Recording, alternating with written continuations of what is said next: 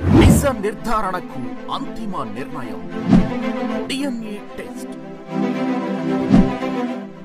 ఉన్నది ఉన్నట్లుగా వాస్తవాలను శోధించి వివరించే మన డిఎన్ఏ టీవీ, మన రాష్ట్రం, మన ఛానల్.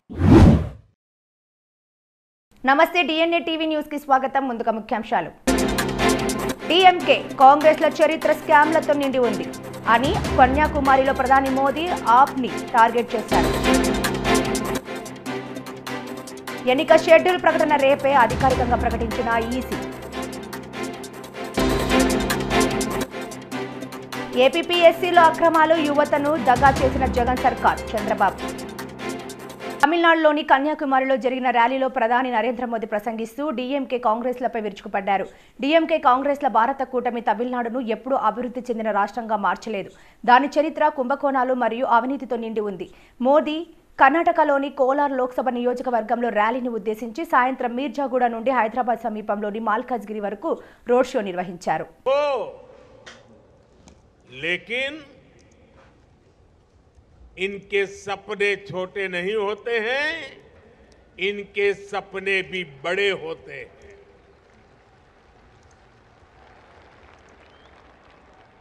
अतीत में पहले की सरकारों ने इन साथियों की सूद तक नहीं ली है. इनको अपमान सहना पड़ता था, ठोकरें खाने के लिए मजबूर होना पड़ता था, फुटपाथ पर सामान बेचते हुए पैसे की जरूरत पड़ जाती थी तो मजबूरी में महंगे ब्याज पर पैसा लेना पड़ता था और लौटाने में अगर कुछ दिन भी देरी हो गई, अरे कुछ घंटे देरी हो गई, तो अपमान के साथ साथ ब्याज भी ज्यादा भरना पड़ता था. और बैंकों में खाते तक नहीं थे, बैंकों में प्रवेश नहीं हो पाता था, तो लोन मिलने का तो सवाल ही नहीं उठता है. खाता खुलवाने तक के लिए भी अगर कोई पहुंच भी गया तो भांति भांति की गारंटी उसको देनी पड़ती थी. और ऐसे में बैंक से लोन मिलना भी असंभव ही था.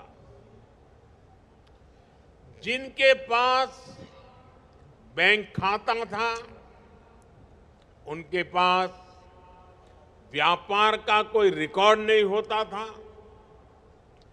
इतनी सारी समस्याओं के बीच कोई भी व्यक्ति कितने ही बड़े सपने हो, लेकिन आगे बढ़ने के लिए कैसे सोच सकता है? आप साथी मुझे बताइए, मैं जो वर्णन कर रहा हूं, क्या ऐसी समस्याएं आपको थी कि नहीं थी? सबको थी. पहले की सरकार ने आपकी यह समस्याएं न सुनी, न समझी, न समस्या का समाधान करने के लिए कभी कोई कदम उठाया. ఏపీపీఎస్సీలో జరిగిన అక్రమాలపై తెలుగుదేశం జాతీయ అధ్యక్షుడు మాజీ ముఖ్యమంత్రి చంద్రబాబు నాయుడు తీవ్ర ఆగ్రహం వ్యక్తం చేశారు. ఏపీపీఎస్సీ గ్రూప్ 1 వాల్యుయేషన్లో అక్రమాలపై ఆధారాలను మీడియాకు వివరించారు. శుక్రవారం అమరావతిలో ఆయన మీడియాతో మాట్లాడుతూ జగన్ ప్రభుత్వం యువతను దగా చేసిందని, ఏపీపీఎస్సీలో అక్రమాలు చేసి యువత గొంతు నులిమివేశారని, క్రూర మృగాల మాదిరి పిల్లల జీవితాలను నాశనం చేశారని తీవ్రస్థాయిలో మండిపడ్డారు. బెస్ట్ క్యాండిడేట్ క్యారెక్టర్ ఉండేవాడు, నీతి నిజాయితీ ఉందని అతన్ని పెట్టాం. మెంబర్స్ కూడా అదే మరి సెలెక్ట్ చేశాం. వీళ్ళు వేసిన మెంబర్స్ని మీరు చూస్తే నెక్స్ట్ గౌతమ్ సవాంగ్ డీజీపీని చేశారు. అప్పటికే టెయింటెడ్ క్యారెక్టర్, ఒకప్పుడు మంచోడుగా ఉండొచ్చు. వీళ్ళు మెడ మీద కత్తి పెట్టి సరెండర్ చేసుకొని అన్ని పనులు తప్పుడు పనులన్నీ చేపించి ఈ వ్యక్తి దగ్గర నేను ఇక్కడ పోతా ఉంటే రాజధాని ఏరియాకి నా మీద రాళ్లతో చెప్పులతో దాడి చేస్తే కోపంతో వచ్చి వాళ్ళ నిరసన తెలియజేశారు అని చెప్పినట్టు దుర్మార్గం ఇతను. ఒక డీజీపీ ఇవ్వాల్సిన స్టేట్మెంట్ అది. అక్కడి నుంచి అన్ని తప్పుడు పనులన్నీ చేపించారు ఇది దగ్గర. తప్పుడు పనులన్నీ చేపించి అక్కడి నుంచి ఉద్యోగాన్ని తీసేసి మళ్ళీ పెద్ద ఎత్తున నేనే స్టేట్మెంట్ ఇస్తే దానిపైన ఈ పోస్ట్ ఇచ్చారు. అంటే రీహాబిలిటేషన్ పునరావాస కేంద్రంగా తయారు చేశారు. అతను అయిన తర్వాత Salam Babu YCP student union state president. బుద్ధి జ్ఞానం ఉందా మీకు? మనుషులా మీరు? మీ పార్టీ ఆఫీస్ ఇది? ఎంత దుర్మార్గం అండి ఇది. ఇతనెవరు? జీవి సుధాకర్ రెడ్డి, వైసీపీ నేత, అనంతపూర్. ఇతను సుధీర్, సీఎం జగన్ తాత రాజారెడ్డి అన్న ప్రభదాస్ రెడ్డి మనవడు. ఇతను సూత్రధారి, కేంద్ర బిందువు, అవినీతి అవకతవకలకు నాందీతనం, చక్రం తిప్పిన వ్యక్తితనం. ఇలాంటి దుర్మార్గమైన నీచమైన కార్యక్రమాలు చేసి ఈ పని చేసి సోనీవుడ్ నూతలపాటి ఎవరో ఒక ఐఏఎస్ ఆఫీసర్ బంధువు సివి శంకర్ రెడ్డి, ఈయనకి చాలా అత్యంత సన్నిహితుడు సెలీనా. ఇలాంటి చెత్త మెంబర్స్ అందరినీ పెట్టి పిల్లల జీవితాలతో ఆడుకున్నారు. తల్లిదండ్రుల కష్టం, తల్లిదండ్రుల ఆశని పూర్తిగా నాశనం చేసే పరిస్థితికి వచ్చారు. ఇప్పుడు చూస్తే ఎంత ఇదంటే 18/31 162 గ్రూప్ 1 ఉద్యోగాల నోటిఫికేషన్ ఇష్యూ చేశాం. నేను ముఖ్యమంత్రిగా ఉన్నప్పుడు మా గవర్నమెంట్లోనే. ఇందులో 30 డిప్యూటీ కలెక్టర్స్. సార్వత్రిక ఎన్నికల షెడ్యూల్ విడుదల ఎప్పుడనే దానిపై కేంద్ర ఎన్నికల సంఘం క్లారిటీ ఇచ్చింది. శనివారం 16 మార్చి మధ్యాహ్నం 3 గంటలకు ఎన్నికల షెడ్యూల్ విడుదల చేస్తామని తెలిపింది. ఈసీ డేటా ప్రకారం అరుణాచల్ ప్రదేశ్, సిక్కిం అసెంబ్లీల గడువు జూన్ 2వ తేదీతో, ఆంధ్రప్రదేశ్ అసెంబ్లీ గడువు జూన్ 16తో, ఒడిశా అసెంబ్లీ గడువు జూన్ 24వ తేదీతో ముగినున్నాయి. దేశవ్యాప్తంగా సార్వత్రిక ఎన్నికల సందడి మొదలైంది. సిఈకి శుక్రవారం 2 నూతన ఎన్నికల కమిషనర్ల నియామకం జరిగింది. ప్రధాన కమిషనర్ రాజీవ్ కుమార్ సమక్షంలో జ్ఞానేష్ కుమార్, డాక్టర్ సుఖ్బీర్ సింగ్ సంధు ఎన్నికల కమిషనర్లుగా బాధ్యతలు చేపట్టారు. సిసి రాజీవ్ కుమార్ వాళ్లకు అభినందనలు తెలియజేశారు. అనంతరం సిసి అధ్యక్షతన ఈ ముగ్గురు భేటీ అయ్యారు. ఈ భేటీలోనే ఎన్నికల షెడ్యూల్ ప్రకటనపై క్లారిటీ ఇచ్చారు. శనివారం సార్వత్రిక ఎన్నికల తేదీల ప్రకటన చేయనుంది సిఈసి. శనివారం మధ్యాహ్నం 3 గంటలకు సిఈసి ప్రెస్ మీట్ పెట్టి లోక్సభ, 5 రాష్ట్రాల అసెంబ్లీ ఎన్నికలకు షెడ్యూల్ విడుదల చేయనుంది. ఎప్పుడెప్పుడా అని ఎదురు చూస్తున్న సార్వత్రికల ఎన్నికల నోటిఫికేషన్ శనివారం విడుదల కానుంది. లోక్సభతో పాటు 5 రాష్ట్రాల అసెంబ్లీలకు ఎన్నికలను నిర్వహించేందుకు సంబంధించిన నోటిఫికేషన్ను శనివారం విడుదల చేసేందుకు ఎన్నికల కమిషన్ సిద్ధమైంది. ఇటీవల దేశంలోని పలు రాష్ట్రాల్లో పర్యటించిన కేంద్ర ఎన్నికల సంఘం టీం ఎన్నికల సన్నద్ధతపై సమీక్షించింది. మొత్తం 7 విడతల్లో లోక్సభ ఎన్నికలను నిర్వహించేందుకు సిఈ కసరత్తు చేస్తున్నట్లు తెలుస్తోంది. లోక్సభ ఎన్నికలతో పాటు అసెంబ్లీ పోల్స్ జరిగే అవకాశం ఉన్న రాష్ట్రాల జాబితాలో ఆంధ్రప్రదేశ్, ఒడిశా, సిక్కిం, అరుణాచల్ ప్రదేశ్ ఉన్నాయి. ఏపీ రాష్ట్రాన్ని ఆదివాసీ వ్యతిరేక విధానాలను అమలు చేస్తున్న బీజేపీని ఓడిద్దాం. రాష్ట్రం హక్కులు కాలరాస్తున్న బీజేపీని మద్దతునిస్తున్న టీడీపీ, జనసేన పార్టీలను ఓడిద్దాం. ప్రత్యేక హోదా తెస్తామని కేంద్రం మెడలు వంచుతానని గెలిచిన వైసీపీ రాష్ట్రం హక్కులను కోల్పోతున్న జగన్ మోదీకి మద్దతునివ్వడం దుర్మార్గం. బీజేపీ, టీడీపీ, జనసేన కూటమిని ఈ ఎన్నికల్లో ఓడించాలని జగన్ ప్రకటన చేయాలి. అరకువాలి సిపిఎం విస్తృత స్థాయి సమావేశంలో సిపిఎం రాష్ట్ర కార్యదర్శి వి శ్రీనివాసరావు గెలవాలనుకుంటున్నారు. అందుకని డ్రగ్ మాఫియాల పరం చేయటం, మన ఏజెన్సీలని, లేకపోతే ప్రజాస్వామ్యయుతంగా ప్రజలకు సేవ చేసే వాళ్ళకి ఉండటం అనేది తెలుసుకోవాలి. అందుకని కమ్యూనిస్టులని ఆదరించి శాసనసభకి, పార్లమెంటుకి పంపించాలని చెప్పి ప్రజలందరూ కూడా విజ్ఞప్తి చేస్తున్నాను. ఈరోజు సిఏఏ అంటే ముస్లింలకి పౌరసత్వం మినహాయింపు అని అంటున్నారు. రేపు పొద్దున ముస్లింలకే కాదు, ఒకసారి పౌరసత్వ సమస్య ముందుకు వచ్చాక ఎవరికి వాళ్ళు నువ్వు భారతీయ పౌరుడివే అని నిరూపించుకోవాల్సిన ఆవశ్యకత వస్తుంది. అసలు ముస్లింలు వేరు చేయటమే తప్పు. హిందువులు, ముస్లింలు భారతదేశంలో ఒకరు భారతీయులే. నేను మతం ప్రాతిపదికన పౌరసత్వం ఇస్తావు. నువ్వు అంటే బ్రిటిష్ కాలంలాగా హిందూ ముస్లిం విభజన తెచ్చి దేశాన్ని బలహీనపరుస్తావా, మరొక చీలిక తెస్తావా, ఉగ్రవాదానికి ఊపిరి పోస్తారా మీరు? అందుకని బీజేపీ ఉగ్రవాదాన్ని అంచలేకపోయింది, పైగా ఉగ్రవాదాన్ని పెంచి పోషిస్తుంది. 370 ఆర్టికల వల్ల కాశ్మీర్లో ఉగ్రవాదం పెరిగింది, రద్దు వల్ల. ఇప్పుడు సిఏఏ వల్ల దేశం అంతా పెరుగుతుంది. చదువుకున్న యువతలకు ఉద్యోగాలు ఇవ్వట్లేదు, అశాంతి చెలరైపోతుంది రేపు ఏజెన్సీలో, దానివల్ల ఉగ్రవాదం పెరుగుతుంది. దీని అన్నిటికి కూడా బీజేపీ ఇక్కడ వైసీపీ వీళ్ళు బాధ్యత వహించాలి. కనీసం ఈ రాజ్యాంగాన్ని మేము మారుస్తాం, ధ్వంసం చేస్తాం, షెడ్యూల్ 5, షెడ్యూల్ 6ని ఎత్తేస్తాం, 170 లేదు, పెసర చట్టం లేదు. ఏపీపీఎస్సీలో 150 కోట్ల కుంభకోణం జరిగిందని, సంతలో పశువులను అమ్మినట్టు సీఎం జగన్ ఏపీపీఎస్సీ ఉద్యోగాలు అమ్ముకున్నాడని, గ్రూప్ 1 మెయిన్స్ లో జగన్ రెడ్డి ప్రభుత్వ అక్రమాలు హైకోర్టులో బహిర్గతం అయ్యాయని, ఏమాత్రం నైతిక విలువలున్నా జగన్ రెడ్డి రాజీనామా చేయాలని టీడీపీ రాష్ట్ర కార్యదర్శి నియోజకవర్గం కోఆర్డినేటర్ పిల్లి సత్యబాబు, మాజీ ఎమ్మెల్యే అనంతలక్ష్మి డిమాండ్ చేశారు. అవినీతి కుంభకోణాలకు కేర్ ఆఫ్ అడ్రస్ గా వైసీపీ ప్రభుత్వం నిలిచిందని కాకినాడ రూరల్ నియోజకవర్గం కోఆర్డినేటర్ రాష్ట్ర కార్యదర్శి పిల్లి సత్యనారాయణ మూర్తి, మాజీ ఎమ్మెల్యే పిల్లి అనంతలక్ష్మి అన్నారు. గ్రూప్ 1 ఎగ్జామినేషన్స్ కి 2018 సంవత్సరంలో తెలుగుదేశం ప్రభుత్వం ఉన్నప్పుడు నోటిఫికేషన్ ఇవ్వటం, తదుపరి ప్రభుత్వం వచ్చిన తర్వాత పరీక్షలు రాయటం కూడా జరిగింది. ఈ పరీక్షలో గ్రూప్ 1 అంటే డిప్యూటీ కలెక్టర్ పోస్టులు, డిఎస్పీ పోస్టుల లెవెల్లో ఉన్న ఎగ్జామినేషన్స్ జరగటం జరిగింది. ఇది ఇటీవల సుమారు 150 కోట్ల కుంభకోణం జరిగిందని ఈ జగన్ గారి ప్రభుత్వంలో ప్రతి వారు కొయ్యటం జరిగింది. ముఖ్యంగా ఈ గ్రూప్ 1 ఎగ్జామినేషన్స్ అన్నీ కూడా, రాసిన పరీక్షలన్నీ కూడా డిజిటలైజేషన్ మీద రిజల్ట్స్ పెడతాం జరిగింది. ఈ డిజిటలైజేషన్ ప్రకారంగా దిద్దటం వల్ల 326 మంది దీనికి అర్హులని తేల్చడం జరిగింది. అప్పట్లో కాదు, డిజిటలైజేషన్ తప్పు, వాళ్ళకి కావాల్సిన వాళ్ళకి వాళ్ళు ఇష్టం వచ్చినట్టు మార్కులు వేసుకోవడానికి డిజిటలైజేషన్కి వెళ్ళారని కొంతమంది విద్యార్థులు ఎగ్జామినేషన్ రాసిన వాళ్ళందరూ కూడా కోర్టుకు వెళ్ళటం, మరి ఆ కోర్టు కూడా ఆర్డర్ ఇవ్వడం జరిగింది, మాన్యువల్ ప్రకారంగా దిద్దండి అని.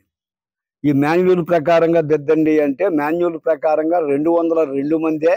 జనసేనాని పవన్ కళ్యాణ్ నీతి నిజాయితీ, చంద్రబాబు నాయుడు సీనియారిటీ సంయుక్తంగా జనసేన టీడీపీ పార్టీలు అధికారంలోకి రావడం ఖాయమని ప్రజలు విశేషంగా నమ్ముతున్నారని గ్రామ జనసేన పార్టీ గౌరవ అధ్యక్షులు తాతాజీ, జనసేన కన్వీనర్ బత్తుల దొరబాబు, జనసేన రాష్ట్ర ప్రోగ్రాం కమిటీ కార్యదర్శి తాలాటం దుర్గాబాబు, ఎంపీటీసీ అభ్యర్థిని నందిక శివకుమారులు తెలిపారు. జై జనసేన, అందరికీ నమస్కారం. మరి ఈరోజు తిమ్మాపురం గ్రామంలో మరి 1వ వార్డులో మరి మేము క్యాన్వాసింగ్ స్టార్ట్ చేసాము. మంచి రోజు చూసుకుని మరి మా తాతాజీ గారు ఆధ్వర్యంలోను, దుర్గబాబు గారు, అలాగే బుజ్జిబాబు గారు, దొరబాబు గారు అందరి ఆధ్వర్యంలో మరి ఎంతో ఘనంగా మరి అందరము కలిసి మరి ఎంతో చక్కగా మరి ఈ కార్యక్రమాన్ని మొదలు పెట్టాం. మరి అందరి నుంచి ఎంతో మంచి స్పందన లభించింది. ఇంటింటికి వెళ్ళి ప్రతి ఒక్క ఇంటికి వెళ్ళినప్పుడు ప్రతి ఒక్కరు మమ్మల్ని ఎంతో చక్కగా మరి గౌరవించి, అలాగే మీకే ఇస్తాం ఓటు అనేసి ప్రతి ఒక్కరు చెప్పారు. ప్రతి ఒక్కరి స్పందన చాలా గాసు గుర్తుకే ఓటేస్తాము అనేసి ప్రతి ఒక్కరు మేము చెప్పకుండానే ప్రతి ఒక్కరు మిమ్మల్ని గెలిపిస్తామనేసి అన్నారు. మరి ఎమ్మెల్యే ఓటు పంతం నానాజీ గారికి ప్రతి ఒక్క ఓటు వేసి అమూల్యమైన ఓటుతో మరి రాజగ్రాస్ గుర్తుకే ఓటు వేసి మరి ఆ కారణంగా మెజారిటీతో గెలిపించాల్సిందిగా అందరినీ కోరి ప్రార్థిస్తున్నాము. జై జనసేన, జై జై జనసేన. ఇవాళ ఇంటింటికి తిరిగి కార్యక్రమం పెట్టుకున్నాం. నేను పిల్లగానే మా మొత్తం అందరూ మా జనసైనికులు అందరూ, తెలుగుదేశం జనసైనికులు అందరూ కూడా వచ్చి ఇలా ఇంటింటికి వెళ్ళి ప్రతి ఇంటికి వెళ్ళి ఓటు అడిగితే, అబ్బాయి ఎందుకంటే ఈసారి కంపల్సరీ నానాజీ గారిని చూసి తీరుతాం గలా సూతికి వేస్తాం, ఇంకా ఏం తిరగలేదు మీకు, నానాజీ గారు నెక్కించుకుంటాం అని ప్రతి ఇంటింటికి వెళ్ళి చెప్పారు. నానాజీ గారి గొప్పతనం కూడా ఏంటంటే, మన అర్ధరాత్రి కూడా వచ్చినా తలుపు కొట్టినా నానాజీ గారు తీస్తారమ్మా, తలుపు తీసి ఏ పనన్నా కూడా వచ్చి అతడైనా అని మేము కూడా తెలియపరిచాం. ప్రతి ఇంటింటికి వెళ్తే చాలా స్పందన బాగుంది. 11వ బూత్ ఒకటే పూర్తి అయిపోయింది. ఇంకా రేపు నుంచి 2 ఆర్డు తిరుగుతాం. ఇంకేమైనా మంది మనకు కూడా రావాలి. జై జనసేన, జై తెలుగుదేశం. తెలుగుదేశం పార్టీ అధినేత చంద్రబాబు నాయుడు గురువారం ప్రకటించిన 2వ జాబితాలో తన పేరు లేదని ఎవరూ ఆందోళన చెందవద్దని Narasaraopet Telugu Desam party incharge doctor Chedalavada Aravind Babu అన్నారు. కాబట్టి ఈ కార్యక్రమాన్ని కొన్ని లక్షల మందిని మన కార్యక్రమాన్ని తీసుకువెళ్లాల్సిన బాధ్యత మనకుంది. ఇటువంటి కార్యక్రమంలో నరసరావుపేట నుంచి దాదాపు 30 నుంచి 40 వేల మందిని మనం తరలిస్తున్నాము. అదేవిధంగా నేను యువకులందరూ కూడా ఒకటే విజ్ఞప్తి చేస్తున్నాను. మరి తెలుగు యువత కానీ, టీఎన్ఎస్ఎఫ్ కానీ, ఐటీడీపీ వాళ్ళందరూ కూడా ఒకటే విజ్ఞప్తి చేస్తున్నాను. దాదాపు 5,000 మంది యువకులు బైక్ ర్యాలీతో మనం ఇక్కడ నుంచి బొప్పుడు దాకా వెళ్ళాలని చెప్పి మీ అందరూ కూడా కోరుతూ ఉన్నాను. అదేవిధంగా ఈ కార్యక్రమానికి ఎక్కువ మందిని మొబైలైజ్ చేయడానికి 200 కార్లు పెట్టడం జరిగింది. అదేవిధంగా 200 ఆటోలు, అదేవిధంగా ట్రాక్టర్లు, అదేవిధంగా ఆర్టీసీ బస్సులు, ప్రైవేట్ బస్సులు ఇవన్నీ కూడా ఏర్పాటు చేయడం జరుగుతుంది. కాబట్టి స్కూల్ బస్సులు అన్ని పెట్టడం జరుగుతుంది. మీరందరూ కూడా ఉత్సాహంగా ఈ కార్యక్రమాన్ని మళ్ళీ ఇంకో శివరాత్రి లాగా మనం బొప్పూడులో శివరాత్రి చేస్తున్నాము. బొప్పూడులో మరి ఎన్డీఏ ఆధ్వర్యంలో ఉమ్మడి సభ టీడీపీ, జనసేన, అదేవిధంగా బీజేపీ ఉమ్మడి సభ విజయవంతం చేయడానికి మీరందరూ కూడా ఉత్సాహంగా ఉండాలని చెప్పి కోరుకుంటూ, మనం ఇటువంటి కార్యక్రమం ఎన్నో చేశాము, విజయవంతం చేశాము. మరి ఆ రోజు కోటేశ్వర స్వామి పాదయాత్ర కానీ, పసుపుదల యాత్ర కానీ, అదేవిధంగా బాదురి కార్యక్రమం, ఎన్నో కార్యక్రమాలు చేసి వీటన్నిటి కూడా పెద్దలు నరసయ్య కానీ, మరి పార్టీ సీనియర్ నాయకులు, పార్టీ ప్రెసిడెంట్ వీళ్ళందరూ కూడా దగ్గరుండి ఘనంగా విజయం సాధించినందుకు మీ అందరూ కూడా ధన్యవాదాలు తెలియజేస్తున్నారు. అదేవిధంగా నరసరావుపేట అభ్యర్థిగా రేపు రాబోయే కాలంలో ఇప్పుడు దాకా పోరాటం ఒకటి, రేపు మనం చేసే పోరాటం ఈ 40 రోజులే మనం బాగా కష్టపడాలి.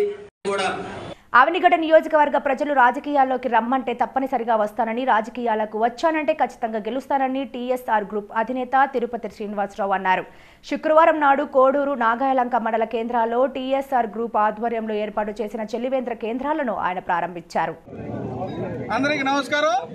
మరి ఈ రోజున టీఎస్ఆర్ గారి ఆధ్వర్యంలో మరి ఆత్మ బంధువులు బీసీలకి, ఎస్సీలకి, ఎస్టీలకి, మైనార్టీలందరికీ ఆత్మ బంధువుగా నిలుస్తూ మరి గతంలో కరోనా టైంలో మరి రాష్ట్ర వ్యాప్తంగా ఒక 20 కోట్ల రూపాయల పైనే వెచ్చించి రాష్ట్రంలో ఉన్న నిరుపేదలకు అందరికీ అండగా ఉండి ఆ రోజున ఆ కరోనా మహమ్మారి నుంచి అలోలక్షణ అంటున్న పేదలందరినీ ఆదుకున్నటువంటి వ్యక్తి టీఎస్ఆర్. మరి అదేవిధంగా నేను పుట్టిన గ్రామానికి ఏదో చేయాలని ప్రతి సంవత్సరం కూడా 1 కోటి రూపాయలు వెచ్చించి ఆ మండలంలో ఉన్నటువంటి నిరుపేదలకి, అలాగే ఉన్న సంఘ సంస్కర్తలకి, అలాగే క్రిస్టియన్ సోదరులకి, బీసీలకి, ఎస్టీ మైనార్టీలందరినీ నిరంతరం నేనున్నానంటూ సేవా కార్యక్రమంలో ముందున్నటువంటి టీఎస్ఆర్ గారికి బీసీ సంఘాల తరఫున అభినందిస్తూ, మరి అదేవిధంగా ఈ రోజున 3 మండలాల్లో కూడా నాగాలంక, కోడూరు, అవినిగడ్డ మండలాల్లో మరి వేసవికాల సమయంలో దాహం తీర్చే విధంగా చలివేంద్రాలు ఏర్పాటు చేస్తూ, అదేవిధంగా రానున్న రోజుల్లో కూడా మరి ఇలాంటి వ్యక్తులు రాజకీయాల్లోకి రావాలని ఆశిస్తూ మా తరఫున బీసీ సంఘాల తరఫున రాజకీయాల్లో రావాలని మేము ఎప్పటి నుంచో ప్రోత్సహిస్తున్నా. నేను సేవ చేస్తాను, రాజకీయాలు నాకు వద్దు అంటున్న టీఎస్ఆర్ గారిని, మరి అలాగే విధంగా అవినిగడ్డ నియోజకవర్గాల్లో ఉన్నటువంటి బడుగు బలహీన వర్గాలందరికీ ఒక ఆశాజ్యోతిగా నిలవాలని మేమంతా ఎప్పటి నుంచి అడుగుతున్నాం. కానీ మరి మిగతా ఇక్కడ ఉన్నటువంటి అగ్రవర్ణాల వల్ల గతం నుంచి ఈ నియోజకవర్గం కాపు నియోజకవర్గంగా పేరు పడింది. మాకు ఎవరండి అనే సందర్భాలు చాలా వచ్చినాయి. అలాంటి నియోజకవర్గాల్లో కూడా మరి మంగళగిరిలో ఆర్కేని కూడా మాకొద్దు, ఆర్కే బీసీలని అణిచివేసే ప్రయత్నం చేస్తున్నారని ఆర్కేకి సీట్ ఇవ్వకుండా చేసిన ఘనత బీసీ సంఘాలది. ఎందుకంటే బీసీ సంఘాల మీటింగ్ పెడితే ఆయన ఫ్లెక్సీలు పీకించే పరిస్థితి చేశాడు. మరి అలాంటి వ్యక్తిని కూడా గద్దె దింపే బలం, సామర్థ్యం ఉన్న ఎస్సీ, ఎస్టీ, బీసీ మైనార్టీలు తలుచుకుంటే ఏదైనా చేస్తారనే ఉద్దేశంతో ఆ రోజున ఆర్కేని కూడా గద్దె దించి మీరు రాజీనామా చేయండి. అంధకార ఆంధ్రప్రదేశ్గా మారిన ఆంధ్రప్రదేశ్లో మళ్లీ వెలుగులు తీసుకొచ్చేందుకే తెలుగుదేశం, జనసేన, బీజేపీల కూటమిగా ఏర్పడ్డాయని, ప్రజలు ఈ కూటమి ఏర్పాటుకు గల కారణాలను అర్థం చేసుకుని సహకరించాలని మాజీ ఉపసభాపతి మండలి బుద్ధా ప్రసాద్ కోరారు. ఆంధ్రప్రదేశ్లో మళ్ళా వెలుగులు విరజమ్మాలనే ఉద్దేశంతో Telugu Desam party, Janasena party, BJP కలిసి ఎన్నికల్లో పోటీ చేయనున్నాయి. ఈ 3 పార్టీలు కూటమిగా ఏర్పడటానికి గల కారణాలని ఆంధ్రప్రదేశ్ ప్రజలందరూ కూడా సహృదయంతో అర్థం చేసుకోవాల్సిన అవసరం ఎంతైనా ఉంది. ఎందుకంటే వాళ్ళ రాష్ట్రం ఏ పరిస్థితుల్లో ఉంది, జగన్మోహన్ రెడ్డి గారి రాష్ట్రాన్ని ఎంతగా అతలాకుతలం చేశాడు, ఎంతగా అన్ని రంగాల్ని కూడా నిర్వీర్యం చేశాడు. ఇవాళ వ్యవస్థల మీద ప్రజలకి నమ్మకం లేకుండా చేయటం కాకుండా విచ్చలవిడిగా దోపిడీ ద్వారా వేల కోట్ల రూపాయలు సంపాదించిన పరిస్థితి ఇవాళందరూ కూడా గమనించాల్సిన అవసరం ఉంది. అభివృద్ధి అన్న పదానికి ఇక్కడ అవకాశం లేకుండా పోయింది. ఇవాళ ప్రత్యేకించి యువత నిరుద్యోగ సమస్యతో తలెత్తుతున్న పరిస్థితి వచ్చింది. యువతకి భవిత కల్పించిన పరిస్థితులు మాత్రం ఇవాళ లేని పరిస్థితి వచ్చింది. అలాంటి స్థితిలో ఈ రోజున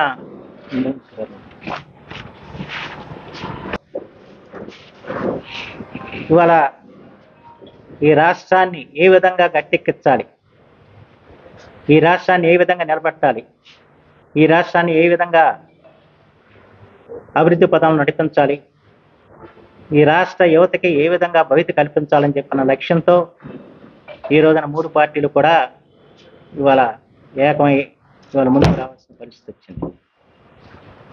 మీ అందరూ తెలుసు, అవనిగడ్డ నియోజకవర్గానికి కూడా మీరు గమనిస్తే 5 సంవత్సరాలుగా అభివృద్ధి ఏ విధంగా కుంటుపడిందో మీ అందరికీ కూడా తెలిసిన విషయమే.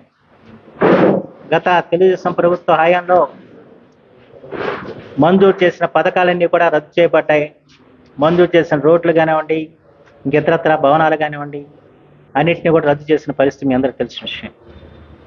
5 సంవత్సరాలని ప్రజలందరినీ అష్టకష్టాలు పాలు చేసి ఇవాళ ఏదో శంకుస్థాపన చేసి మేము ఈ రోడ్లను వేస్తున్నామని చెప్పి ఇవాళ ప్రజల్ని మరోసారి మోసం చేసే పరిస్థితి వాళ్ళ అవనిగడ్డ నియోజకవర్గంలో ప్రజలందరూ కూడా గమనించాలని చెప్పి నేను కోరుతున్నాను. ప్రత్యేకించి మన అవనిగడ్డ నియోజకవర్గం రైతాంగ ప్రధానమైన నియోజకవర్గం. అతివృష్టి వచ్చినా అనావృష్టి వచ్చినా నష్టపోతున్న రైతాంగం మన రైతాంగం. వార్తలు ముగించే ముందు ముఖ్యాంశాలు మరోసారి. డిఎంకే కాంగ్రెస్ లో చరిత్ర స్కామ్లతో నిండి ఉంది అని కన్యాకుమారిలో ప్రధాని మోదీ ఆప్ ని టార్గెట్ చేశారు. ఎన్నిక షెడ్యూల్ ప్రకటన రేపే అధికారికంగా ప్రకటించిన ఈసీ. ఏపీపీఎస్సీలో అక్రమాలు, యువతను దగా చేసిన జగన్ సర్కార్ చంద్రబాబు. ఈ వార్తలు ఇంతటితో సమాప్తం. నమస్కారం. నిజ నిర్ధారణకు అంతిమ నిర్ణయం డిఎన్ఏ టెస్ట్. ఉన్నది ఉన్నట్లుగా వాస్తవాలను శోధించి వివరించే మన డిఎన్ఏ టీవీ, మన రాష్ట్రం, మన ఛానల్.